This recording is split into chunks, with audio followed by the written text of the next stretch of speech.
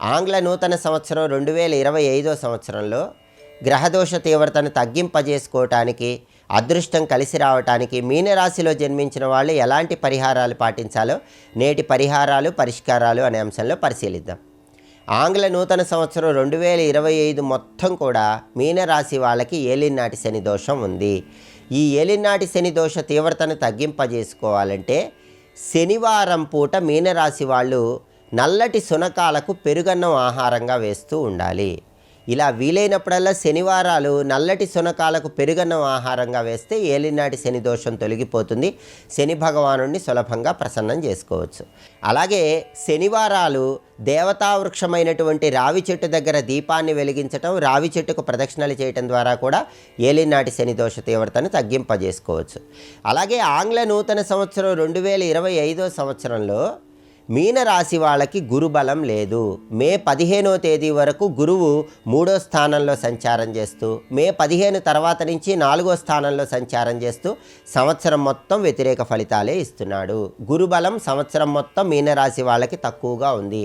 గురుబలం తక్కువగా ఉండటం వల్ల ఆర్థిక పరంగా కానీ, ఉద్యోగ పరంగా కానీ, వివాహ పరంగా కానీ ఇబ్బందులు ఉన్నట్లయితే ఆ ఇబ్బందులన్నీ తొలగింపజేసుకోవటానికి గురువారం పూట గురుహోరలో, అంటే ఉదయం 6 గంటల నుంచి 7 గంటల మధ్యలో కానీ, మధ్యాహ్నం 1 గంట నుంచి 2 గంటల మధ్య ప్రాంతంలో కానీ, రాత్రి 8 గంటల నుంచి 9 గంటల మధ్య ప్రాంతంలో కానీ 1.25 కేజీ శనగలు పసుపు రంగు వస్త్రంలో మూటగట్టి శివాలయ ప్రాంగణంలో ఎవరికైనా దానం ఇవ్వాలి. గురువారం గురుహోరలో శనగలు దానమిస్తే సంవత్సరం మొత్తం గురుబలం పెరుగుతుంది. కనీసం నెలకొక్కసారి ఇలా గురువారం గురుహోరలో శనగలు దానం ఇవ్వటం ద్వారా మీనరాశి వాళ్ళు సంపూర్ణంగా గురుబలాన్ని పెంపొందింపజేసుకొని సమస్త శుభాలను సిద్ధింపజేసుకోవచ్చు. అలాగే ఆంగ్ల నూతన సంవత్సరం 2025 సంవత్సరంలో మీనరాశి వాళ్ళకి రాహుబలం లేదు. మే 18వ తేదీ వరకు కూడా రాహు జన్మంలో సంచారం చేస్తున్నాడు. మే 18 తర్వాత నుంచి వ్యయంలో సంచారం చేస్తున్నాడు. రాహుబలం పెరగాలంటే మీనరాశి వాళ్ళు ఆదివారం సాయంత్రం 4:30 నుంచి 6 గంటల మధ్య ప్రాంతంలో దుర్గాదేవి ఆలయ ప్రాంగణంలో 4 నిమ్మకాయ దీపాలు వెలిగించాలి. దీనివల్ల రాహుబలం పెరుగుతుంది. దీర్ఘకాలిక అనారోగ్య సమస్యలు తొలగిపోతాయి. వృధా ఖర్చుల తీవ్రతను తగ్గింపజేసుకోవచ్చు. అయితే మే 18 నుంచి మీనరాశి వాళ్ళకి కేతుబలం అద్భుతంగా ఉంది. మే 18 లోపు మాత్రం కేతుబలం కొంచెం తక్కువగా ఉంది.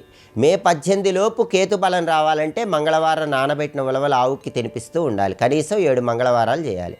మే 18 తర్వాత కేతుబలం వస్తుంది కాబట్టి ఇక సంవత్సరం మొత్తం కేతువుకు సంబంధించి ఎలాంటి పరిహారాలు పాటించాల్సిన అవసరం లేదు. కాబట్టి మీనరాశిలో జన్మించిన వాళ్ళు ఆంగ్ల నూతన సంవత్సరం 2025 మొత్తం అదృష్టము, ఐశ్వర్యము కలిసి రావాలంటే ఈ ప్రత్యేకమైన పరిహారాలు పాటించండి. సమస్త శుభాలను సిద్ధింపజేసుకోండి.